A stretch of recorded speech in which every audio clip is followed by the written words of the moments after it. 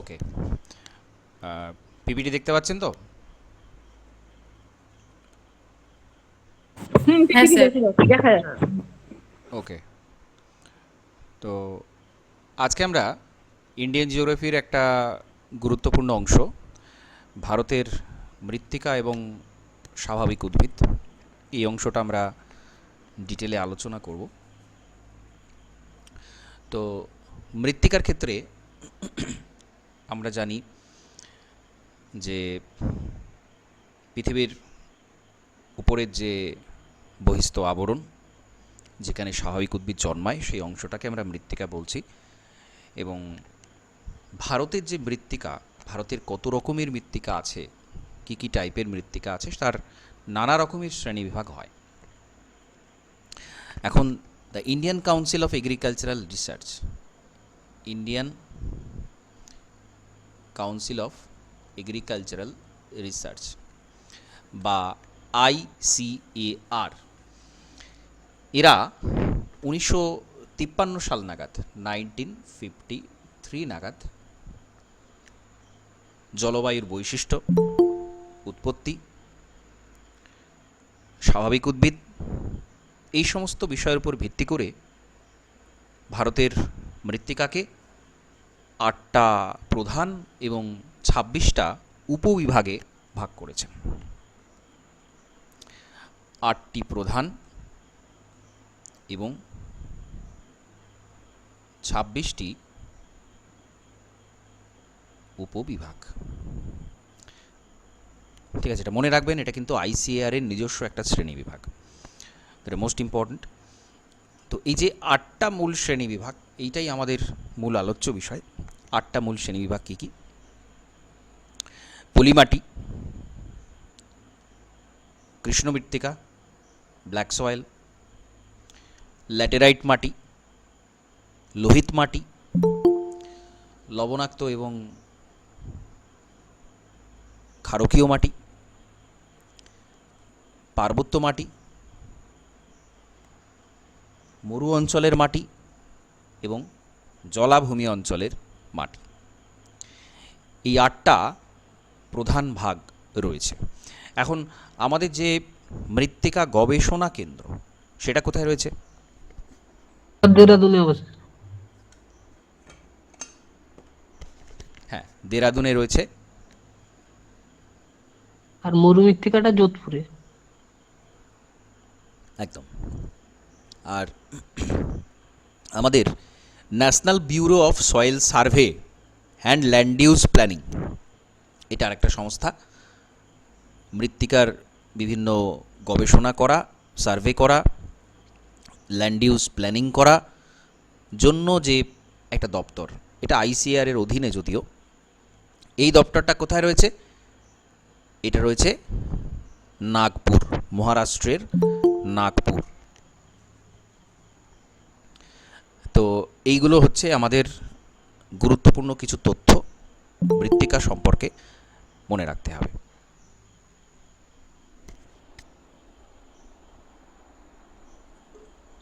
Sir বলছি, ও মধ্যপ্রদেশের ভোপালটা মাটি গবেষণা কেন্দ্র নয়? মানে কিসের জন্য বলছেন ভোপাল? এটা বইয়ে পড়ছিলাম স্যার। না, এগুলো, এটা ঠিক নয়। এটা হচ্ছে দেরাদুনে আমাদের মৃত্তিকা গবেষণা কেন্দ্র যেটা আছে, সেটা দেরাদুনে আছে। ঠিক আছে, তো এবার আমাদের বিভিন্ন যে মৃত্তিকা, সেই মৃত্তিকাগুলো সম্পর্কে জানতে হবে। প্রথম হচ্ছে পলিমাটি। ইন্ডিয়ান সয়েল ছাড়াও কি ওয়ার্ল্ডের সয়েলটাও কি পড়তে হবে? না, সেটা তো আমাদের সয়েল জিওগ্রাফি, বায়োজিওগ্রাফির পোর্শানে যেটা আছে, USDA ক্লাসিফিকেশানে কিছু পোর্শান পড়তে হবে। সেটা আমি ওই পোর্শানটা যখন করাবো তখন বলে দেবো। ঠিক আছে, সেটা তো যে কোনো কমন টপিক যেটা, সেটা জানতে হবে। মানে ফরমেশনটা পড়তে হবে? হ্যাঁ মানে ফরমেশনটা পড়তে হবে? হ্যাঁ, অবশ্যই। মৃত্তিকা আপনাদের তো বায়োজিওগ্রাফিতে আছে, বায়োজিওগ্রাফির পোর্শানে যখন যেটা টপিক আছে সেগুলো পড়া হবে। আমাদের সিলেবাসে যা আছে সবই পড়া হবে, এখানে কোনো বাদ দেওয়ারও ব্যাপার নেই, এড়িয়ে যাওয়ারও ব্যাপার নেই, কোনো কিছু, কোনো অংশই কোথাও বাদ দেওয়ার কোনো জায়গা নেই। আচ্ছা। ঠিক আছে, কারণ কোথা থেকে প্রশ্ন হবে সেটা কেউ বলতে পারবে না। সুতরাং ওই সাজেশনস করে পড়া বা ওরকম ধরনের তো কোনো কথাই নেই, কোনো কম্প্রোমাইজের কোনো জায়গা নেই। এটা আমি কম পড়বো, ওইখানটা বাদ দেবো, ওই করবো না, এইসবের কোনো জায়গা নেই এখানে। এটা আমাদের ইন্ডিয়ান জিওগ্রাফির মধ্যে আমি করাচ্ছি এগুলো। আমাদের ইন্ডিয়ান জিওগ্রাফির জন্য যা যা জানার দরকার, যা যা আমাদের শিখতে হবে, জানতে হবে, সেগুলো সব এখানে করাচ্ছি। তো প্রথম হচ্ছে পলিমাটি। তো পলিমাটি আমরা জানি যে নদীবাহিত, নদী দিয়ে ক্ষয়ীভূত যে পদার্থ, সেগুলো এসে নদী সঞ্চয় করে, দুই পাড়ে সঞ্চয় করে, বন্যার সময় সেটা প্লাবিত হয়ে আরও অনেক দূরবর্তী জায়গা পর্যন্ত চলে যায়।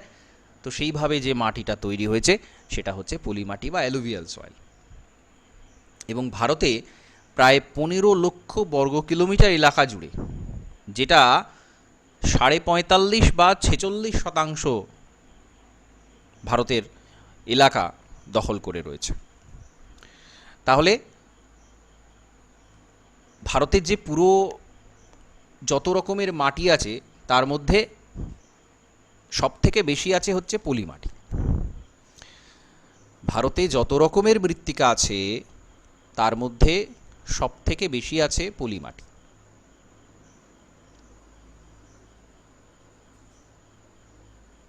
ঠিক আছে।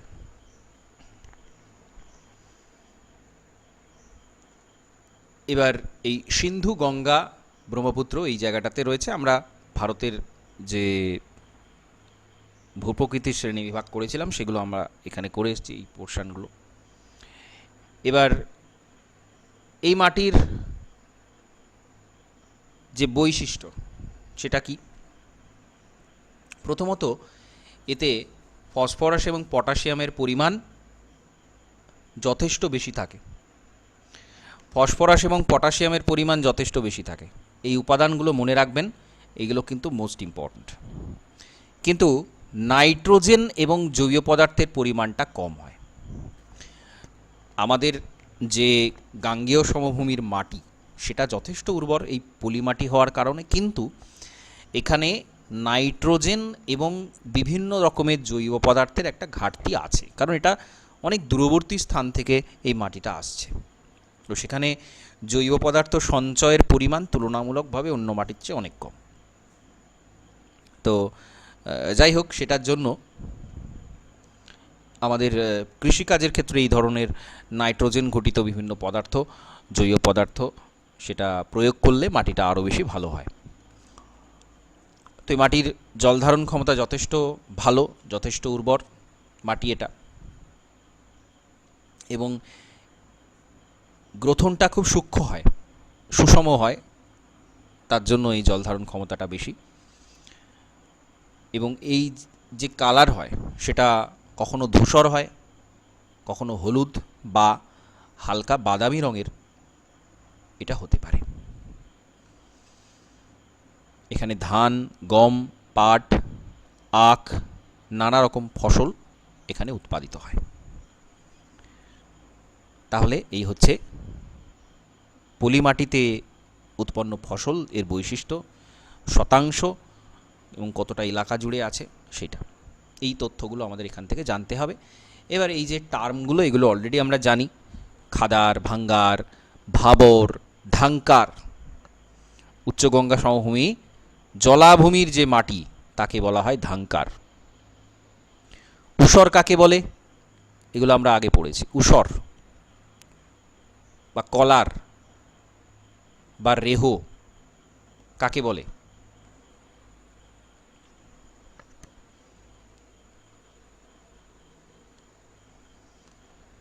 লবণাক্ত মৃত্তিকা এগুলো রে, কলার, ঊষর। কোথাকার? এগুলো এক একটা লোকাল টার্ম। কোথাকার লবণাক্ত মাটি? রাজস্থান।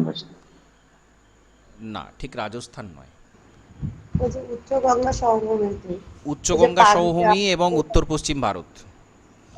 ওই পাঞ্জাব, উত্তর পশ্চিম হরিয়ানা। ভারত, উচ্চগঙ্গা সমভূমিতে অতিরিক্ত লবণাক্ত যে মাটি, মূলত এখানে কেন হয়, অতিরিক্ত জলসেচ করা, এইসব কারণে এখানে এটা হয়।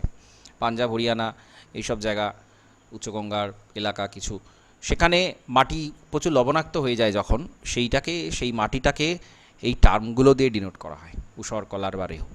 যাই হোক, এটাও এর মধ্যেই আসবে, কিন্তু আমরা অলরেডি এগুলো আমাদের ভারতের যে সমভূমি যে অঞ্চলে সেখানে টার্মগুলোতে অলরেডি পড়েছি, সেখানে ভূর বা আরও নানা রকমের টার্ম ছিল। তো এবার এখানে কৃষ্ণ মৃত্তিকা, ব্ল্যাক সয়েল।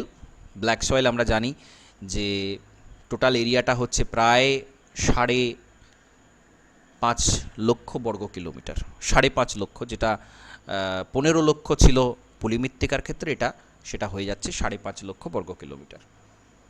কোথায় দেখা যায়? দাক্ষিণাত্য মালভূমি, মহারাষ্ট্র, মধ্যপ্রদেশের পশ্চিমাংশ, গুজরাটের দক্ষিণ অংশ, কর্ণাটক এবং তামিলনাড়ুর উত্তরের কিছু অংশ এই কৃষ্ণ মৃত্তিকা দেখা যায়। এলাকাটা হচ্ছে ভারতের 17% এলাকা। এগুলো কিন্তু মনে রাখবেন, এই শতাংশগুলো মনে রাখতে হবে। 46% হচ্ছে পলিমাটি, বা 45.5 বা 46 যাই হোক না কেন, সেটা পলিমাটি। 17% হচ্ছে কৃষ্ণ মৃত্তিকা। এখন এই মাটিটা কালো কেন? এখানে আমরা দেখতে পাচ্ছি কৃষ্ণ মৃত্তিকার ছবিটা, প্রপার একদম এটাই কৃষ্ণ মৃত্তিকা। তো এই মাটিটা কালো কেন? স্যার এতে টাইটানিয়াম অক্সাইড থাকে। Titanium oxide, exactly. Titanium oxide এখানে থাকে, যে কারণে এর রঙটা কালো হয়। এবং অবশ্যই ব্যাসল্ট শিলাও কালো, তার জন্য এই মাটিটা কালো। কিন্তু যে উপাদানটা থাকে সেটা হচ্ছে টাইটানিয়াম অক্সাইড। তো সেটা বেশি থাকে বলেই এর রঙটা কালো রঙের হয়। এবং এখানে একটা ঘাটতি হচ্ছে কি, এই মাটিতে কিন্তু হিউমাস থাকে না, জৈব পদার্থ থাকে না, এবং লৌহ ঘটিত যৌগ এখানে থাকে, উপস্থিত থাকে এই মাটিতে, কিন্তু হিউমাস থাকে না। এই মাটির যে গ্রথন, সেখানে পলি এবং কাদার ভাগটা বেশি থাকে, যে কারণে এখানে জল ধারণ ক্ষমতাটাও বেশি হয়। এবং এর অপর নাম হচ্ছে রেগুর। আমরা জানি এটা রেগুর মাটি বলা হয় এটাকে, ব্ল্যাক কটন সয়েল বলা হয় এটাকে। কার্পাস তো উৎপাদন হয়ই, তার সাথে সাথে এখানে মিলেট জাতীয় খাদ্য শস্য, তৈলবীজ, ইভেন তামাক, সেটাও কিন্তু এখানে উৎপন্ন হতে দেখা যায়। আগ্নেয় শিলা আবহবিকার প্রাপ্ত হয়ে এটা তৈরি হয়। এর মধ্যে উর্বর উপাদানের মধ্যে কি থাকে? ক্যালসিয়াম, ম্যাগনেসিয়াম এবং অ্যালুমিনিয়াম। ক্যালসিয়াম, ম্যাগনেসিয়াম, অ্যালুমিনিয়াম এই পরিমাণ এখানে যথেষ্ট থাকে, যে কারণে এই মাটিটা অনেকটা বেশি উর্বর হয়। তাহলে এটা কৃষ্ণ মৃত্তিকা হলো। ল্যাটেরাইট মৃত্তিকা, ল্যাটেরাইট সয়েল। তো কোথায় দেখতে পাওয়া যায়, বা কতটা এলাকা প্রথমে রয়েছে? পলিটা আমরা 15 লক্ষ দেখলাম, কৃষ্ণ মৃত্তিকা 5.5 লক্ষ, আর লোহিত মাটি 3.5 লক্ষ বর্গ কিলোমিটার এলাকা জুড়ে লোহিত মৃত্তিকা দেখতে পাওয়া যায়, যেটা শতাংশের বিচারে হচ্ছে 11%।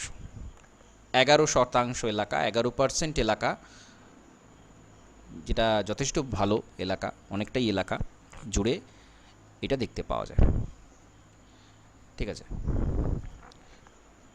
তো যাই হোক, এই ল্যাটেরাইট, স্যার ল্যাটেরাইট আর লোহিত কি একই?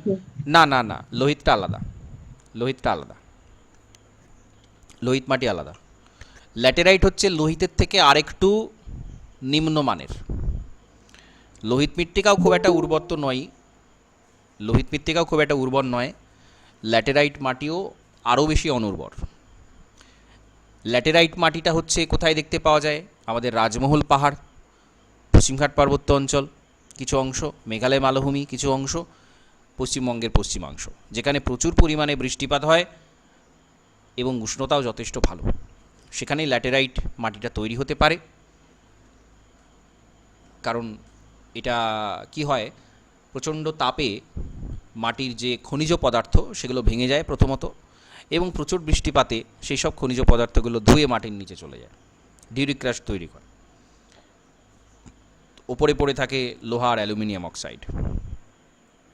তো ইটের মতো লাল রঙের হয়। ল্যাটার থেকে ল্যাটেরাইট শব্দটার উৎপত্তি, যার মতে হচ্ছে ইট, অনুর্বর মাটি।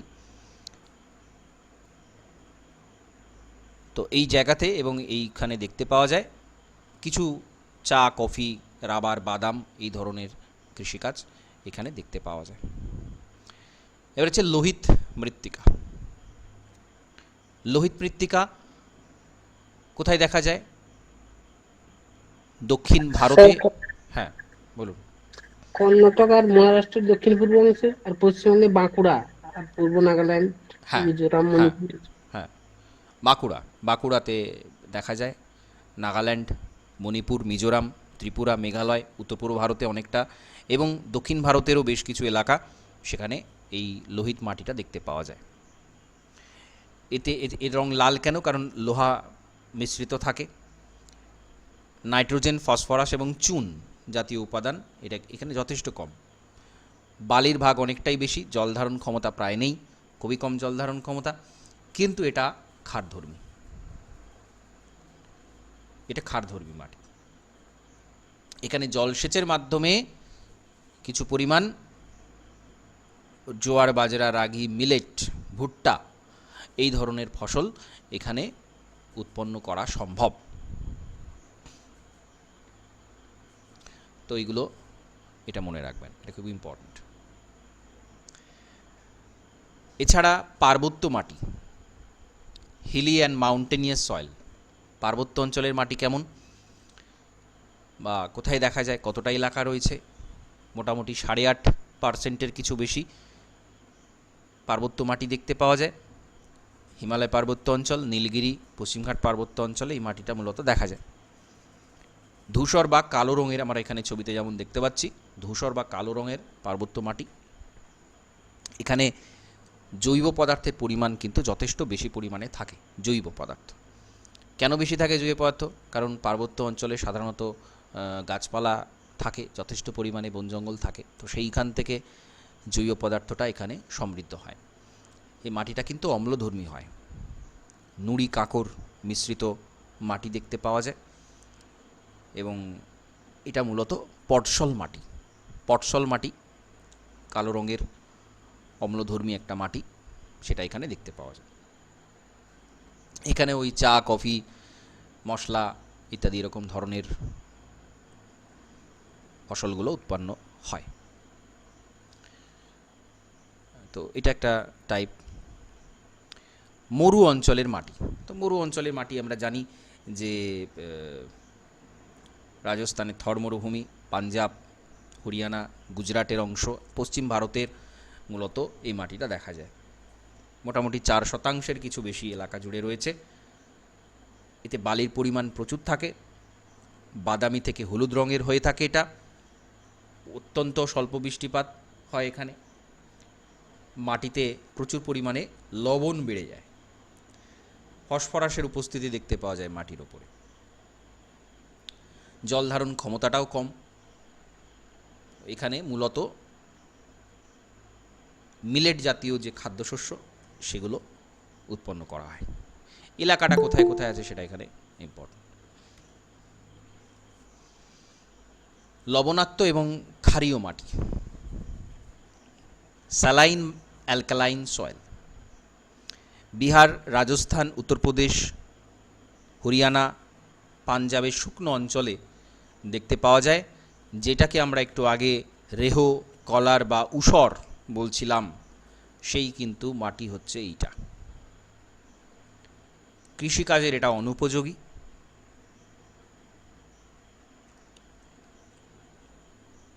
জলসেচ দিয়ে কিছু সামান্য পরিমাণ মিলেট জাতীয় চাষ এখানে করা কিছুটা সম্ভব হয়, কিন্তু প্রচণ্ড লবণাক্ত এই মাটি, সেজন্য খুব একটা কৃষিকাজ এখানে প্রায় হয় না বললেই চলে। আর হচ্ছে জলাভূমির মাটি, পিট সয়েল, মার্চি সয়েল। কোথায় দেখা যায়? কেরালার উপকূল বরাবর, কারণ সেটা খুব নিচু জায়গা, জলা জায়গা। কেরালার কোট্টায়াম জেলা, আলাপ্পুঝা, কোট্টায়াম। এই কোট্টায়াম ইম্পর্টেন্ট। কোট্টায়াম কেন ইম্পর্টেন্ট? কারণ কোট্টায়াম হচ্ছে সবচেয়ে নিচু জায়গা, ভারতের সবচেয়ে নিচু জায়গা কেরালা কোট্টায়াম। সমুদ্র সমতল থেকে অনেকটা নিচু, প্রায় 6 মিটার নিচু। তো এছাড়া উড়িষ্যা, পশ্চিমবঙ্গ, গুজরাট, তামিলনাড়ুর উপকূল অঞ্চলে এটা দেখতে পাওয়া যায়। এই মাটিটা কিছুটা কালো রঙের হয়ে যায়, জৈব পদার্থ থাকে প্রচুর পরিমাণে, কিন্তু প্রচুর অ্যাসিডিক হয়, অম্লধর্মী হয়, জলমগ্ন এলাকাতে তৈরি হয়। এখানে চাষ একমাত্র ধান চাষ কিছুটা ঋতুভিত্তিতে ধান চাষ এখানে সম্ভব হয়, কারণ জলা জায়গা যেখানে জল দাঁড়িয়ে থাকে সেখানে ধান চাষ ছাড়া অন্যটা খুব একটা সম্ভব নয়, তো অল্প ধান চাষ কিছুটা পরিমাণে করা হয়। এবার কিছু টার্ম আমাদের জানতে হবে এখানে, যেমন হচ্ছে গিলগাই।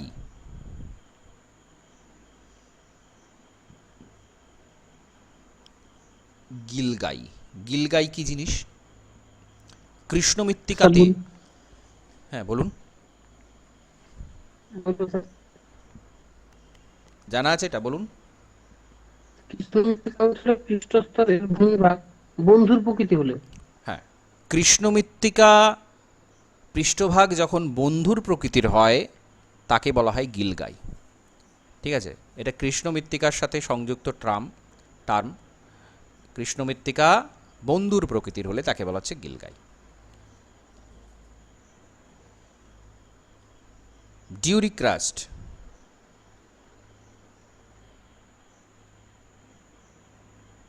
ল্যাটেরাইট মাটির ওপরে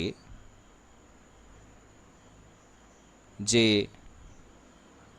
অদ্রাব্য পদার্থ গঠিত কঠিন ভূত্বক তৈরি হয় তাকে বলা হয় ডিউরিক্রাস্ট, কারণ উপরের সমস্ত খনিজগুলো চলে আসে নিচে। ডিউরিক্রাস্ট। সিরোজেম কাকে বলে? বালুকাময় মরুমৃত্তিকা। বালুকাময় মরুমৃত্তিকা হচ্ছে সিরোজেম। ঘুটিং, ঘুটিং একটা টার্ম। ঘুটিং কাকে বলে?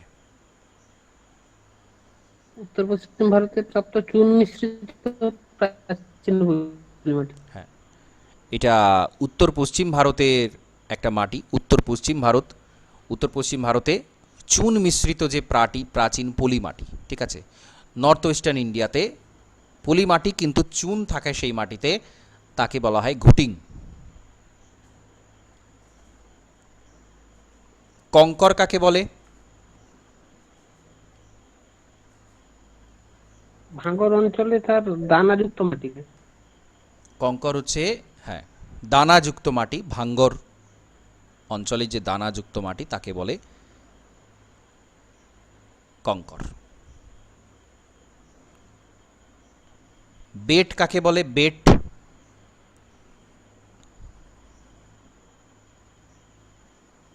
বেট মৃত্তিকার ক্ষুদ্রতম নদী একক। অববাহিকা, স্যার নদী থেকে দূরবর্তী প্রাচীন পলিমাটি এবং এটা পাঞ্জাবে স্যার বেড নামে পরিচিত, যাকে ভাঙ্গর বলা আছে, তার হ্যাঁ। পাঞ্জাবে এটিকে বেড বলা হয়। হ্যাঁ, পাঞ্জাবে ভাঙ্গরকে পাঞ্জাবে বেট বলে, প্রাচীন পলি, এটাকে বেট বলে। আর নবীন খাদারকে বেড বলে না? স্যার খাদারকে খাদারকে তো বেড বলে, খাদারকে ধায়া বলে। ভাঙরকে তো ধায়া বলে স্যার। পলিমাটিটাকে নদীর না। পলিমাটিটাকে প্লেট স্যার বলে। খাদারকে বেড বলে, ভাঙারকে ধায়া বলে। হ্যাঁ, খাদারকে বেড বলে, ভাঙরকে ধায়া বলে। খাদারকে প্লেট বলে আর ওই ভাগরটাকে ধায়া বলে পাঞ্জাবে। না, পাঞ্জাবে ধায়া হচ্ছে খাদার আর ভাঙ্গার হচ্ছে বেট। ঠিক আছে, তার স্যার মানে কোন এটাই লেখা আছে। কোন সোর্স থেকে বলছেন এটা? এগুলো বই থেকেই বলছে, মানে বইয়ে না, এগুলো বই তো বটেই। কার্তিক চন্দ্র মন্ডল বই লেখা আছে যে পাঞ্জাবে নবীন ঠিক আছে, বুঝতে পলিমাটিকে পেরেছি। ঠিক বলা আছে, হয়। ঠিক আছে, আপনার বক্তব্যটা ঠিক আছে, আমি শুনলাম। আর আমার যেটা জানা ছিল আমি সেটা বললাম। এবার আমি সেটা দেখব আদার সোর্সে ফাইনালি কি বলছে সেটা আমি দেখব। বিভিন্ন বইতে থাকে অনেক কিছু, অনেক রকম বইতে অনেক রকম থাকে, এটা বিশেষ করে জিওগ্রাফিতে অনেক বেশি পরিমাণে থাকে, তো সেটা আমি দেখব। আচ্ছা স্যার, অনেক বছর থেকে এটাই জেনে এসেছি, ওটাই বলছি। এটা ছোট থেকে এটাই জেনে এসেছি যে ওই না, জন্যই। ব্যাপারটা হচ্ছে কি, কোন বইতে কোন সোর্সে কি লেখা আছে সেটা দেখতে হবে। আপনি ছোট থেকে জেনে এসেছেন, সেটাও নিশ্চয়ই কোনো একটা বইতে তো ছিল, বা বাকি যারা যেখানে যা পড়া হচ্ছে সেটা কোনো না কোনো বইতে ছিল। ঠিক আছে, তো সেটা সোর্সটা আমি দেখে আপনাদের জানিয়ে দেব। যেমন এর আগের দিন আপনারা যেটা বলছিলেন, ওই আর্কটিক সি কোথায় মহীসোপান অঞ্চলের পরিমাণটা সবথেকে বেশি, সেটা সেটা সুমেরু সুমেরু সাগরই ঠিক আছে, সুমেরু সাগরে সেখানটা বেশি, সবথেকে বেশি সুমেরু সাগরে। সেটা অনেকটা চওড়া, মানে স্পেসিফিক্যালি পুরো সাগর জুড়ে নয়, স্পেসিফিক্যালি একটা জায়গা আছে যেখানে প্রায় 1500 কিলোমিটার লম্বা। ঠিক আছে, তো এবার ধরুন অপশানে যদি ওটা না থাকে, সুমেরু সাগর যদি অপশানে না থাকে, তাহলে সেটা আটলান্টিকই হবে, কারণ আটলান্টিকটাই ওভারঅল সবচেয়ে বেশি প্রশস্ত। কিন্তু যদি সুমেরু সাগর যদি অপশানে থাকে, তাহলে কিন্তু সুমেরু উত্তর হবে। আর ভারতের ক্ষেত্রে যদি বলা হয়, ভারতের মহীসোপান অঞ্চল কোথায় সবথেকে বেশি প্রশস্ত ভারতের ক্ষেত্রে, তাহলে সেটা কিন্তু হবে তামিলনাড়ু। গুজরাট। গুজরাটের উপকূল অঞ্চলে মহীসোপান অঞ্চল সবথেকে বেশি প্রশস্ত। ঠিক আছে, তো এগুলো গুরুত্বপূর্ণ। আচ্ছা, আমাদের মৃত্তিকাতে আরও দু একটা ইনফরমেশান একটু বলে দিই।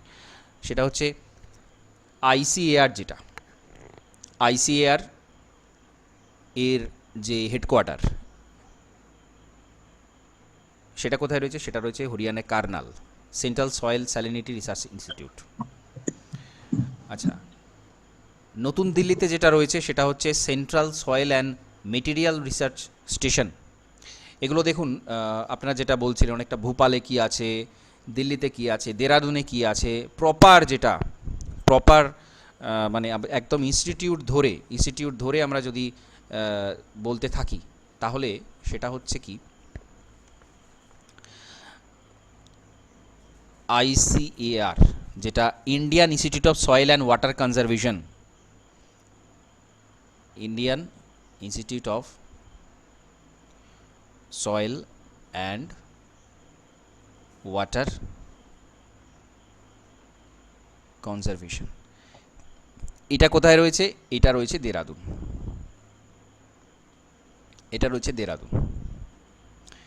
আবার আইসিএআর যেটা বলছিলাম শুরুতে, সেটাও ICAR, national bureau of soil survey and land use planning. এটাও আইসিএআরেরই একটা শাখা, national bureau of soil survey and land use planning. এটা রয়েছে কোথায়? নাগপুর মহারাষ্ট্রতে। আর Indian institute of soil science, Indian institute of soil science, এটা রয়েছে ভোপাল, মধ্যপ্রদেশ। সুতরাং ওই শুধুমাত্র মৃত্তিকা গবেষণা কেন্দ্র এইটুকু বলে ছেড়ে দিলে হবে না, আপনারা একটু দেখবেন কী ধরনের প্রশ্নটা আসছে। আবার যদি বলা হয় central soil and material research station, central soil and material research station, সেটা আবার রয়েছে নিউ দিল্লিতে। ঠিক আছে, তো এক একটা স্পেসিফিক, এক একটা কোথায় কোন স্টেশনটা আছে, কোথায় কোন গবেষণাগারটা আছে, সেটা কিন্তু এখানে গুরুত্বপূর্ণ। ঠিক আছে, স্যার এটা একটা চার্ট দিয়ে দেবেন, এই যে এই হ্যাঁ ছোট হ্যাঁ ছোট। হ্যাঁ হ্যাঁ, চার্ট দিয়ে দেবো। আচ্ছা, এবার আমরা চলে আসবো স্বাভাবিক উদ্ভিদে। তো আমরা জানি যেটা স্বাভাবিকভাবে জন্মায়, যেটা জলবায়ু মৃত্তিকা ওপর ভিত্তি করে যে উদ্ভিদটা স্বাভাবিকভাবে জন্মায়, তাকে আমরা স্বাভাবিক উদ্ভিদ বলি। এবার স্বাভাবিক উদ্ভিদের ক্ষেত্রে আমাদের যে টোটাল এরিয়া রয়েছে, আমাদের টোটাল মৃত্তিকার এরিয়াটা কতটা রয়েছে? 21.54%। আমাদের যেটা মৃত্তিকা বললাম, আমাদের যে বনভূমি টোটাল 21.54। স্যার 7 লক্ষ বর্গ কিলোমিটার প্রায়।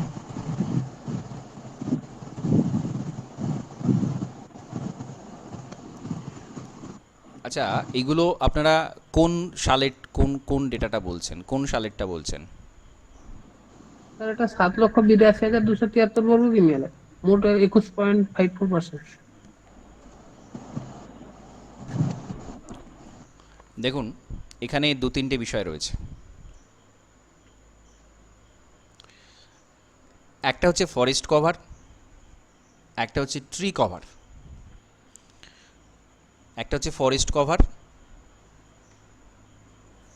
আর একটা হচ্ছে ট্রি কভার। এই দুটোর মধ্যে কিন্তু তফাৎ রয়েছে।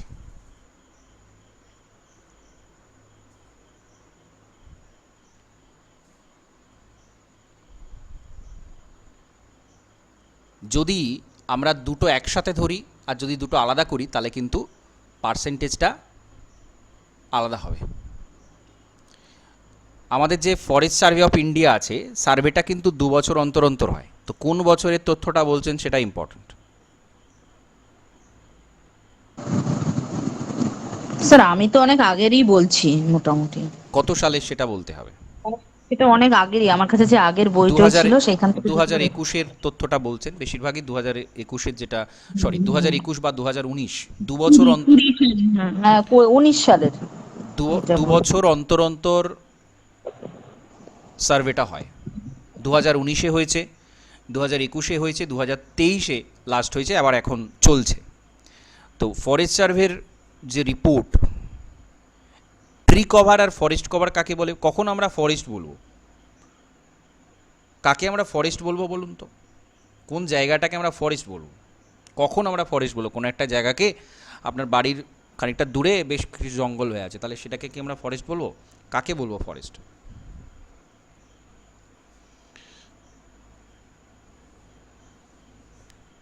আর ট্রি কভারই বা কাকে বলবো?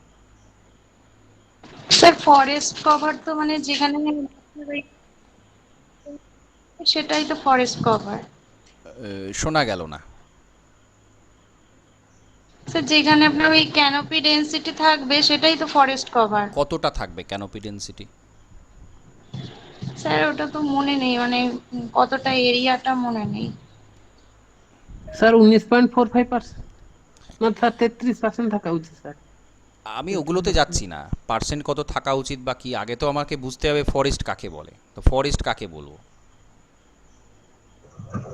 জঙ্গল থাকলেই তো ফরেস্ট। 5% যদি অরণ্য থাকে তাহলে তো তাকে না, দেখুন ফরেস্টের যে ডেফিনেশন সেটা হচ্ছে অ্যাটলিস্ট হ্যালো 2 হেক্টর এলাকা, 2 হেক্টর এলাকা গাছপালা থাকতে হবে, এবং শুধু তাই নয়, সেখানে ক্যানোপি ডেনসিটি থাকবে অ্যাটলিস্ট 10%। এখন ক্যানোপি ডেনসিটিটা কি? ধরুন, মাইক অফ রাখুন। ক্যানোপি ডেনসিটি হচ্ছে, ধরুন একটা এলাকা, ক্যানোপি মানে কি? চাঁদোয়া। একটা গাছের ওপরে একটা গাছ লেগে এই যে চাঁদোয়াটা তৈরি হয় গাছের ওপরে, এটা হচ্ছে চাঁদোয়া, এই যে চাঁদোয়া।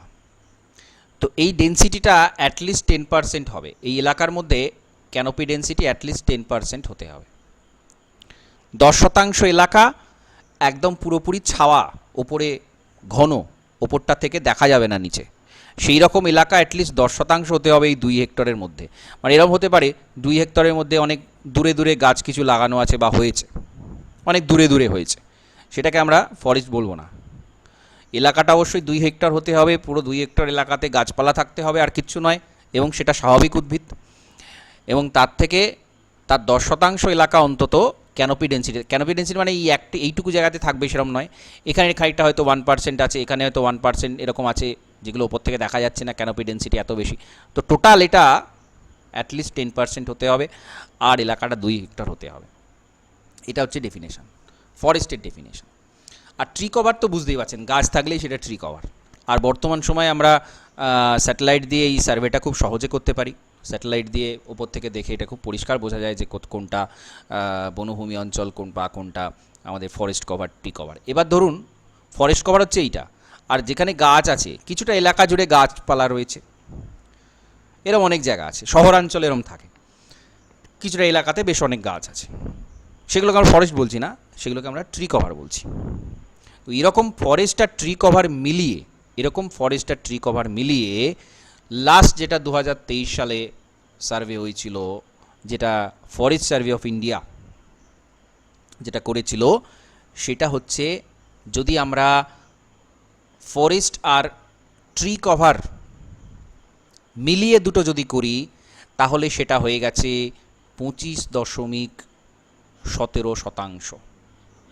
এটা কিন্তু ফরেস্ট প্লাস ট্রি কভার। আর যদি ফরেস্ট কভার শুধু বলা হয় তাহলে সেটা আসবে 21.76% ফরেস্ট কভার, আর ট্রি কভার হচ্ছে 3.41%। এই দুটো আলাদা, ঠিক আছে? তাহলে বুঝতে পারছেন? ওকে, তাহলে কি বলা হচ্ছে স্পেসিফিক্যালি সেটা হচ্ছে ইম্পর্টেন্ট বিষয়। এটা হলো। এবার এটা তো যেটা বলছিলেন যে 33% বনভূমি থাকতে হবে। কোনো একটা দেশে আদর্শ বনভূমির পরিমাণ হচ্ছে 33% থাকতে হবে, তাহলে সেটা এনভায়রনমেন্টের দিক থেকে সেটা ভারসাম্য থাকে। এবার আমাদের যে শ্রেণী বিভাগ আছে, এই যে চ্যাম্পিয়ন 1936-এ 116 রকমের উদ্ভিদ তিনি শনাক্ত করছেন এবং সেগুলোকে উপবিভাগ করেছিলেন। পুরী, সেট, নেগি এরা বিভিন্ন সময় বিভিন্ন রকমের শ্রেণীবিভাগ করেছেন। তো সেখান থেকে আমরা 5টা প্রধান এবং 16টা উপবিভাগ পাই। যে গাছের কি কি প্রকৃতি আছে তার মধ্যে 5টা মূল শ্রেণীবিভাগ আমরা পাই স্বাভাবিক উদ্ভিদে। একটা হচ্ছে ক্রান্তীয় চিরহরিৎ, আর একটা ক্রান্তীয় পর্ণমোচী, মরু উদ্ভিদ, ম্যানগ্রোভ উদ্ভিদ এবং পার্বত্য উদ্ভিদ। তো এইগুলো খুব গুরুত্বপূর্ণ। এই 5টা শ্রেণী বিভাগ খুব গুরুত্বপূর্ণ। এর মধ্যে আবার উপবিভাগ আছে আমাদের ক্রান্তীয় পর্ণমোচী, আবার শুষ্ক পর্ণমোচী এবং আর্দ্র পর্ণমোচী, এরকম শ্রেণী বিভাগ আছে। আর এভারগ্রিন বা চিরহরিতের মধ্যে আবার ট্রপিক্যাল সেমি এভারগ্রিন আছে, ট্রপিক্যাল ড্রাই এভারগ্রিন আছে। তো এইগুলো আমাদেরকে একটু, আর পার্বত্য অঞ্চলের উদ্ভিদের মধ্যে আবার ধাপ অনুযায়ী বিভিন্ন রকমের শ্রেণী বিভাগ আছে, ঠিক আছে? এই যে ধাপগুলো, একটা পার্বত্য অঞ্চলের নিচে থেকে উপর পর্যন্ত বিভিন্ন ধাপে বিভিন্ন গাছপালা দেখা যায়। তো সেটা আবার আর একটা আলাদা শ্রেণী বিভাগ। যাই হোক, তো আমরা এগুলো একটা একটা আলোচনা করব। তো প্রথমে হচ্ছে চিরহরিৎ বৃক্ষের অরণ্য। চিরহরিৎ আমরা জানি। চিরহরিৎ কাকে বলবো আমরা? কোন উদ্ভিদকে চিরহরিৎ বলে? বলুন। সারা বছর পাতা থাকে যেগুলোতে। উদ্ভিদ কি পাতা ঝরায় না একদম? একসঙ্গে সব পাতা ঝরে পড়ে। হ্যাঁ, এটা হচ্ছে ইম্পর্টেন্ট। কোনো একটা বিশেষ ঋতুতে নিয়ম করে পাতা ঝরায় না, কিন্তু রেচন পদার্থ হিসেবে পাতা ঝরে। পাতাটা কখনোই আমরা গাছটা পুরো ম্যাক্সিমাম সময় ফাঁকা, মানে সেই ঋতুতে ফাঁকা পুরো গাছে পাতা নেই সেটা দেখব না। পাতা অবশ্যই ঝরায়, কিন্তু কোনো বিশেষ ঋতুতে নয়, এবং পুরো অংশের কখনো একসাথে পাতা ঝরিয়ে দেয় না। সেটাই হচ্ছে চিরহরিৎ বৃক্ষের অরণ্য।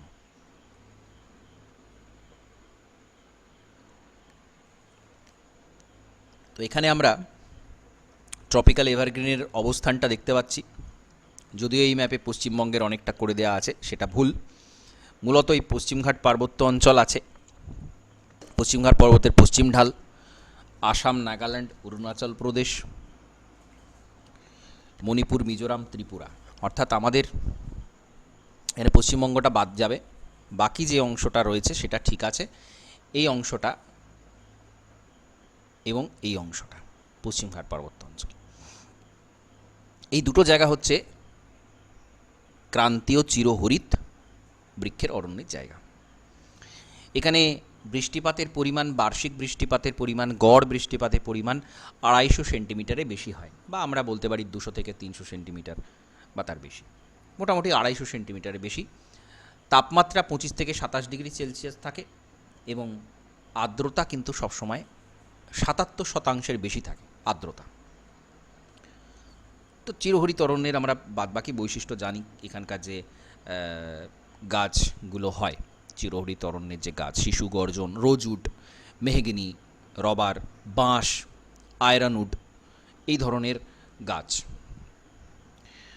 তো খুব ঘন সন্নিবিষ্ট পাশাপাশি থাকে, আশপাশে একসাথে অনেক রকমের প্রজাতি থাকে, 60 মিটারের বেশি উচ্চতা বিশিষ্ট হয়, গুঁড়িগুলো অনেক চওড়া হয়, খুব শক্তপোক্ত হয় এবং ক্যানোপি তৈরি করে, চাঁদোয়া তৈরি করে এবং অনেকগুলো লেয়ার দেখতে পাওয়া যায়, নিচে থেকে উপর পর্যন্ত অনেকগুলো লেয়ার, 5টা মূলত লেয়ার দেখতে পাওয়া যায়। আমরা যখন বায়োম পড়ব, চিরহরিত অরণ্য বায়োম, তখন এগুলো আবার ডিটেলে পড়ব। বিভিন্ন ক্লাসিফিকেশান আছে, নিচে থেকে উপর পর্যন্ত 5টা ধাপ দেখতে পাওয়া যায়। তো ভারতের ক্ষেত্রে এই লোকেশানগুলো এবং বৈশিষ্ট্যগুলো গুরুত্বপূর্ণ, আপনারা কম বেশি এইগুলো জানেন। এবার এইখানে আমরা দুটো ভাগ করে থাকি, একটা হচ্ছে tropical semi evergreen,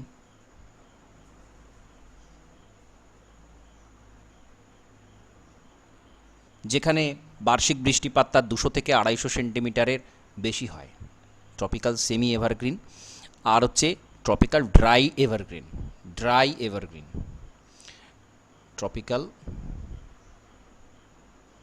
dry evergreen. তো বার্ষিক বৃষ্টিপাত যেখানে 100 সেন্টিমিটার, গড় তাপমাত্রা 28 ডিগ্রি সেলসিয়াস, আপেক্ষিক আর্দ্রতা 75%।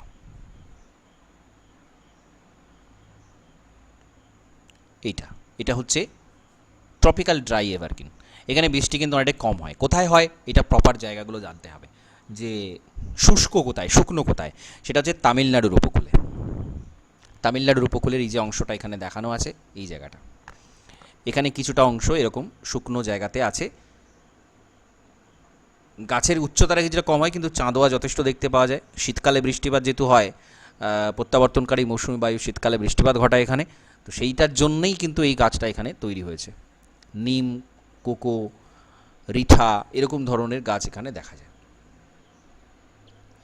আর হচ্ছে ট্রপিক্যাল সেমি এভারগ্রিন ফরেস্ট, যেটা আসাম, পূর্ব হিমালয়, আন্দামান, উড়িষ্যা এই জায়গাতে দেখা যায়।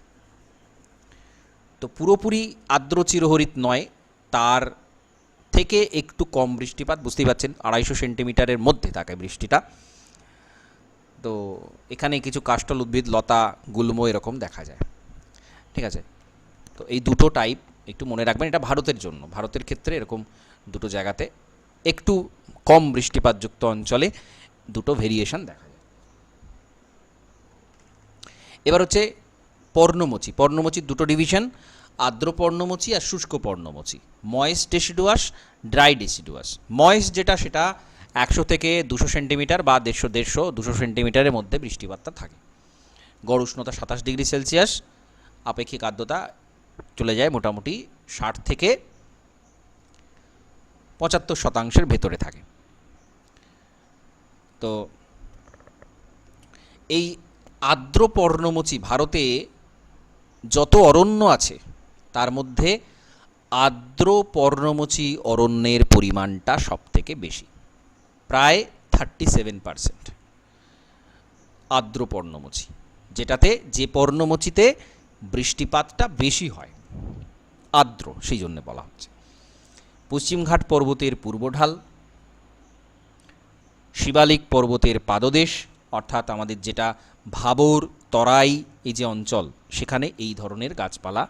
মণিপুর, মিজোরাম, মধ্যপ্রদেশ, ছত্তিশগড়ের পার্বত্য অঞ্চল, ছোটনাগপুর মালভূমি, উড়িষ্যা, পশ্চিমবঙ্গের পশ্চিম দিক, অর্থাৎ যেখানে শাল সেগুন দেখা যায়, শাল সেগুন, মহুয়া, আমলকি এই ধরনের গাছ যেখানে আছে, সেইগুলো হচ্ছে সব ক্রান্তীয় আর্দ্র পর্ণমোচীর মধ্যে আসছে। বসন্ত গ্রীষ্মের শুরুতে 6 থেকে 8 সপ্তাহ উদ্ভিদের পাতা ঝরে যায়, এটা হচ্ছে এর মূল বৈশিষ্ট্য। এই কাঠগুলো কিন্তু যথেষ্ট মূল্যবান হয়, শাল সেগুন এই কাঠগুলো যথেষ্ট মূল্যবান, যথেষ্ট শক্ত। আর ট্রপিক্যাল ড্রাই ডিসিডুয়াস, শুষ্ক পর্ণমোচী অরণ্য, বৃষ্টিপাতের পরিমাণটা আরও কমে যাচ্ছে। এখানে 100 সেন্টিমিটারের মধ্যে বৃষ্টিপাতটা থাকছে, গড় তাপমাত্রা কিন্তু যথেষ্ট বেশি, 30 ডিগ্রি সেলসিয়াস চলে যাচ্ছে, মোটামুটি 28-30 বা 25-30 ডিগ্রি সেলসিয়াস। কোথায় দেখা যায়? পশ্চিমঘাট পার্বত্য অঞ্চলের কিছু অংশে, বৃষ্টির ছায়া অঞ্চলের মধ্যে কিছুটা, মধ্য ভারতের উচ্চভূমিতে, আরাবল্লী পর্বতের পূর্ব দিকে। যেখানে বৃষ্টিপাতের পরিমাণটা কম, যথেষ্ট কম, সেখানে এই ধরনের গাছ দেখা যায়। কি কি গাছ আছে? পলাশ, বেত, খয়ের, চন্দন, অর্জুন, এইগুলো। এখানে আমরা ছবিটা দেখলে বুঝতে পারবো এখানে কিন্তু বৃষ্টিপাতের পরিমাণটা তুলনামূলক কম।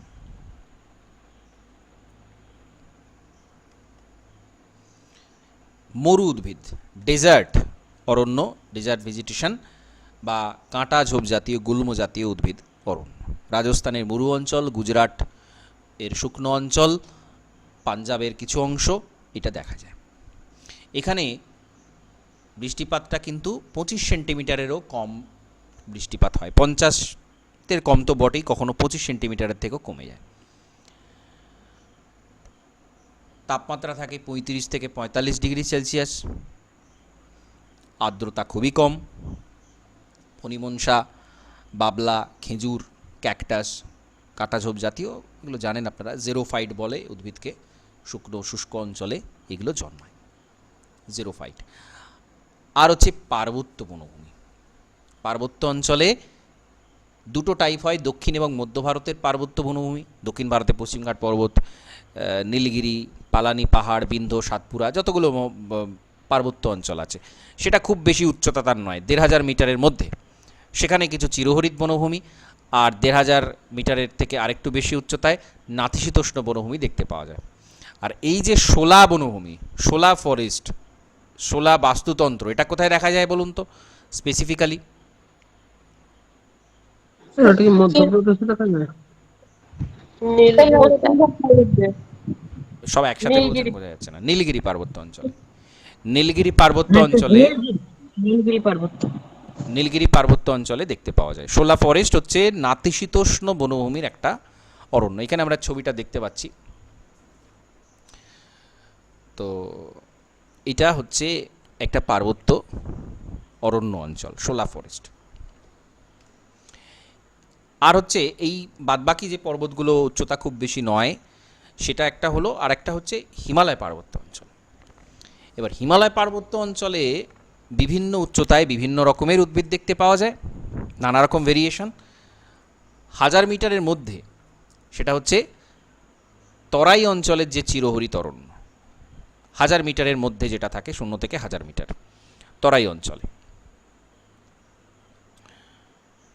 মিক্সড অরণ্য কিছু দেখা যায় এখানে, শিশু চাপলাস, মেহগনি, গর্জন, রজুড, এরকম চিরহরিৎ দেখা যায়। আর শাল, সেগুন, এরকম কিছু পর্ণমোচী অরণ্য দেখা যায়। যেটা আমরা জানি যে তরাই অঞ্চলের যে শাল, সেগুন যে অংশগুলো, সেটা কিন্তু এখানে দেখতে পাওয়া যায়।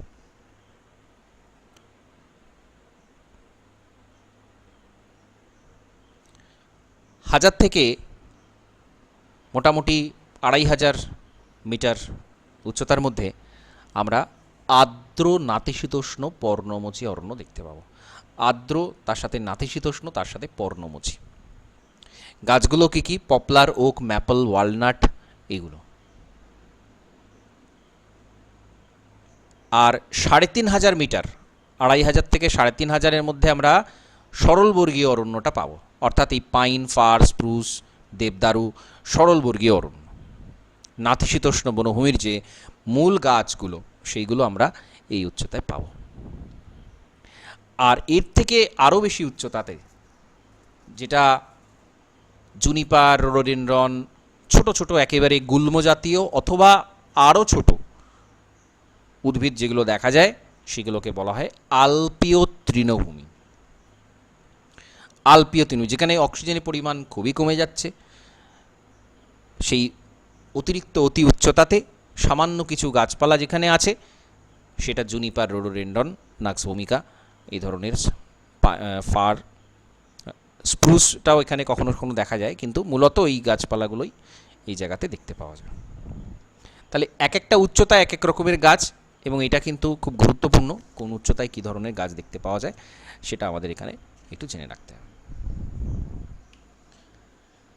আর হচ্ছে ম্যানগ্রোভ ম্যানগ্রোভ সম্পর্কে আপনারা জানেন যে উপকূল অঞ্চলে, বদ্বীপ অঞ্চলে লবণাক্ত পরিবেশে জোয়ার ভাটা সমন্বিত যে এলাকা, গঙ্গা বদ্বীপ ছাড়াও মহানদী গোদাবরী, কাবেরী, কৃষ্ণা, গুজরাটের কচ্ছ উপকূল, আন্দামান নিকোবরেও এরকম ম্যানগ্রোভ অরণ্য দেখা যায়। সবচেয়ে বেশি ম্যানগ্রোভ অরণ্য রয়েছে পশ্চিমবঙ্গে, সুন্দরবন, এরপরে রয়েছে গুজরাট, তারপর রয়েছে আন্দামান নিকোবর, টোটাল এরিয়ার ভিত্তিতে। সারিবৃত্তীয় শুষ্ক মৃত্তিকাতে জন্মাচ্ছে, সেই জন্য শ্বাসমূল থাকে, ঠেসমূল থাকে, জরায়ুজ অঙ্কুরোদ্গম দেখা যায়, সুন্দরী, গরান, গেওয়া ইত্যাদি এই সমস্ত গাছপালা এখানে দেখতে পাওয়া যায়। এগুলো আপনারা জানেন, খুব কমন ব্যাপার এগুলো। তো ইন্ডিয়ান জিওগ্রাফির মধ্যে আমাদের এইগুলো জানলেই চলবে। এবার আমাদের এখানে কিছু ইম্পর্টেন্ট ইনফরমেশান আরও কিছু জানতে হবে। সেটা হচ্ছে কি, প্রথমত বিশ্ব অরণ্য দিবস কবে? 21শে মার্চ। হ্যাঁ, 21 মার্চ বিশ্ব অরণ্য দিবস। ভারতের প্রথম বন নীতি কবে গৃহীত হয়েছিল? 1894 স্যার। 1894, ঠিক।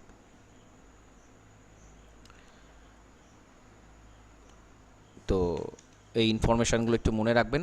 আর আমাদের যেটা কিছু আন্দোলন রয়েছে অরণ্য সংক্রান্ত, যদিও এটা আমরা বায়োজিওগ্রাফি এবং এনভায়রনমেন্ট জিওগ্রাফিতেও আছে, যে বিভিন্ন পরিবেশ আন্দোলন, সেটাও এই জঙ্গলকে ঘিরেই। চিপকো আন্দোলন 1973, সাইলেন্ট ভ্যালি 1978, নর্মদা বাঁচাও আন্দোলন 1985, এইসব যে আন্দোলনগুলো হয়েছিল সেগুলো এখানে গুরুত্বপূর্ণ। আচ্ছা, আমাদের আরও যে মানে স্বাভাবিক উদ্ভিদের মধ্যেই ন্যাশনাল পার্ক বা বিভিন্ন যে বায়োস্ফিয়ার রিজার্ভ এগুলো আছে, সেগুলো আসবে, সেটা আমরা ওই এনভায়রনমেন্টের পোর্শনে আলোচনা করে নেব। তো এই অধ্যায়েরও অংশ আবার ওর সাথেও আছে, এগুলো খুবই গুরুত্বপূর্ণ। আপনারা জানেন এখান থেকে কিন্তু প্রশ্ন থাকবেই, সেটা আমাদের ন্যাশনাল পার্ক হোক কিংবা বায়োস্ফিয়ার রিজার্ভ, এই যে এনভায়রনমেন্ট রিলেটেড যাবতীয় যে অংশগুলো, সেটা আমরা ওই পোর্শনে আলোচনা করব। ঠিক আছে, তো আজকের ক্লাসটা এখানে কমপ্লিট করছি। নমস্কার, ধন্যবাদ।